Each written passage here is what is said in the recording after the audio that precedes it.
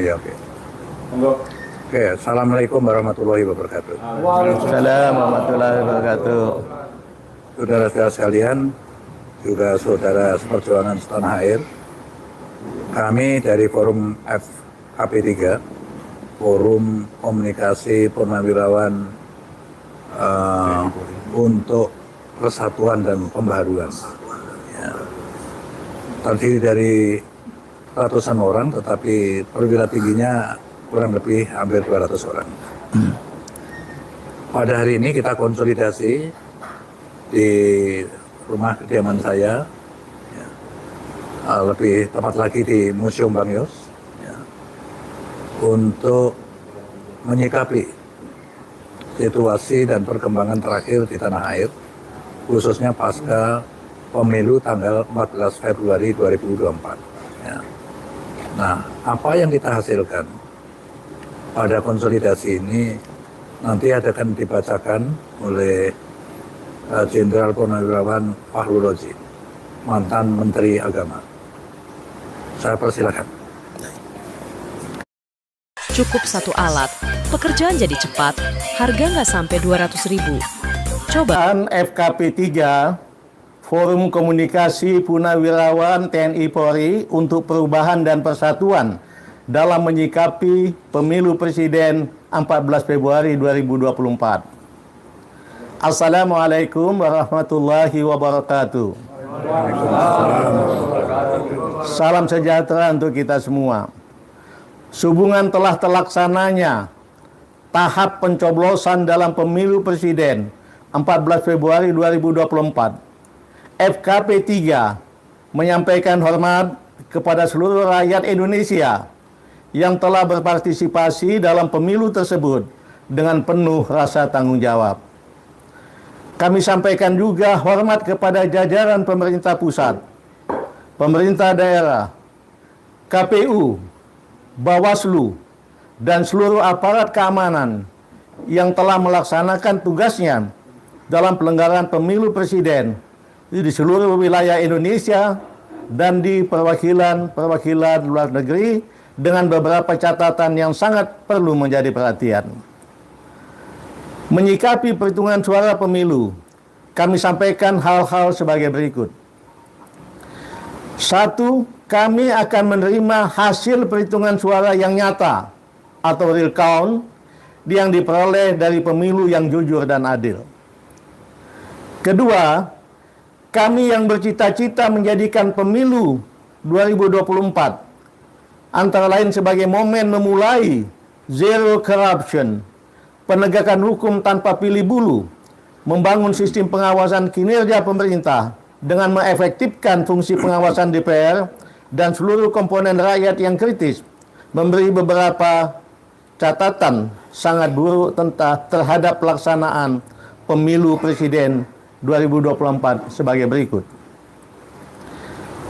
Pertama, presiden yang nyata-nyata bersikap cawe-cawe terhadap pelanggaran pemilu 2024 dengan mengerahkan aparat pemerintah mendukung pemenangan paslon 02 sangat menodai demokrasi di Indonesia.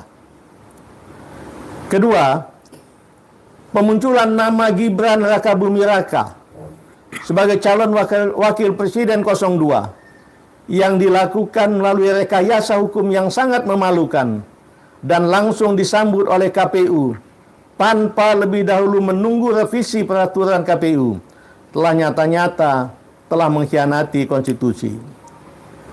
Ketiga, penggunaan hukum sebagai instrumen politik untuk menyandera tokoh-tokoh politik agar mendukung paslon 02 selain merusak upaya pemberantasan korupsi, juga merusak sistem hukum dan politik Indonesia.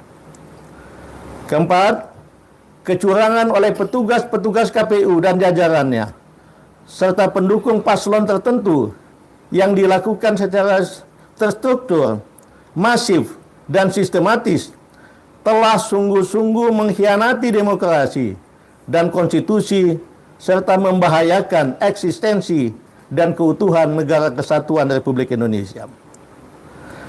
Berdasarkan hal-hal tersebut di atas, kami bersikap sebagai berikut. 1. Memprotes keras deklarasi pemenangan 02 yang dilakukan berdasarkan quick count yang bukan merupakan hasil resmi pemilu. Kedua, mendesak kepada yang berwenang untuk mendiskualifikasi Prabowo Gibran sebagai paslon 02 pada Pilpres 2024. Kemudian untuk menjadi pelajaran bagi semua pejabat negara, kami mendesak Presiden Joko Widodo dan semua pejabat yang telah merusak demokrasi dan hukum Indonesia secepatnya mundur atau dimakzulkan.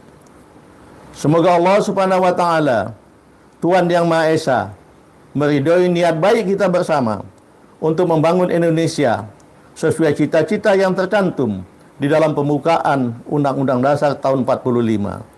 Assalamualaikum warahmatullahi wabarakatuh.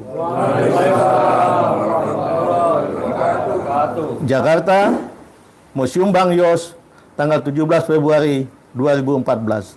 Terima kasih. Hakim yang mengadili 8. Kenapa 8? Hakim MK itu ada 9. 8 ini Anwar Usman gak ikut. Karena dia merasa konflik kepentingan.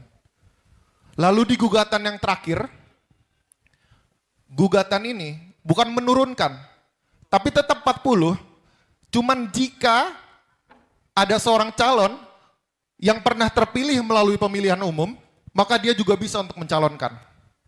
Tiba-tiba Anwar Usman, pamannya Gibran, masuk lagi teman-teman semua, untuk ikut mengadili di sana.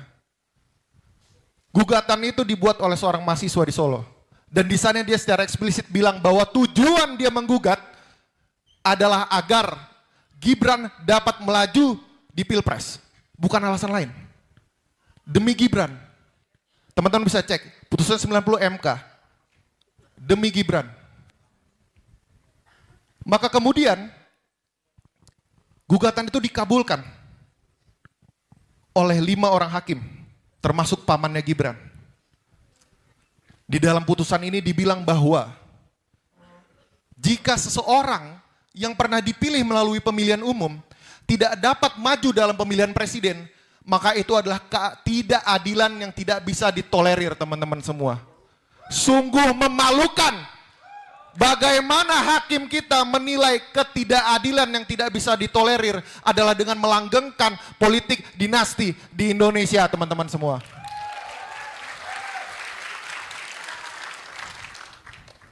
Lalu kemudian Anwar Usman diperiksa oleh Majelis Kehormatan MK. Dan kemudian dia terbukti bahwa dia tidak bersikap imparsial. Dia tidak netral, teman-teman semua. Dia berbenturan kepentingan, teman-teman semua. Jadi seharusnya, teman-teman, seharusnya Anwar Usman tidak ada di situ ketika memutus. Dan seharusnya lagi, teman-teman semua, kalau Anwar Usman tidak ada di sana, maka gugatan itu sudah pasti ditolak. Karena ada 4 hakim MK pemberani yang menolak gugatan itu, teman-teman. Tapi sayangnya, meskipun Anwar Usman dibilang bahwa dia tidak seharusnya ikut menilai, memeriksa dan memutus perkara itu, namun putusannya tidak diganti. Yang mana ini dibuat seharusnya untuk menciptakan keadilan, malah menciptakan ketidakadilan sejati. Menciptakan ketidakadilan yang tidak bisa kita tolerir. Kenapa? Meskipun kita tahu bahwa itu salah, tapi kita dipaksa untuk menerima, teman-teman semua. Kita dipaksa untuk mengikuti dan kita dipaksa untuk melihat pertontonan bagaimana seseorang melaju di Pilpres dengan cara-cara yang menobrak Mahkamah Konstitusi kita, teman-teman. Jadi ini bukan serta-merta tentang pelanggaran etik, bukan. Ini adalah pelanggaran hukum. Yang mana kita disandra oleh sistem hukum kita yang tidak bisa memberikan ruang. Meskipun ketidakadilan terjadi dalam putusan, namun putusannya tidak bisa diapa-apakan, teman-teman. Dan jangan lagi, teman-teman semua. Jangan lagi kemudian kita menemukan hal-hal seperti ini. Jadi meskipun mungkin kita tersandra oleh keadaan yang sedemikian tidak adil, meskipun kita bingung, meskipun kita resah, meskipun kita tidak tahu apa yang harus kita lakukan karena dia sudah terlanjur melaju dan segala macam resource yang negara punya sudah dipakai untuk menangkannya.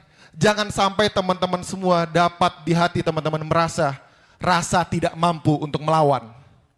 Karena teman-teman selama semangat untuk melawan itu pasti masih ada. Semangat untuk perubahan itu masih ada. Rasa keadilan itu masih terusik. Rasa keingin tahu untuk mencari tahu kebenaran yang sejati itu masih ada, teman-teman. Maka selama itu pula kita akan terus melawan.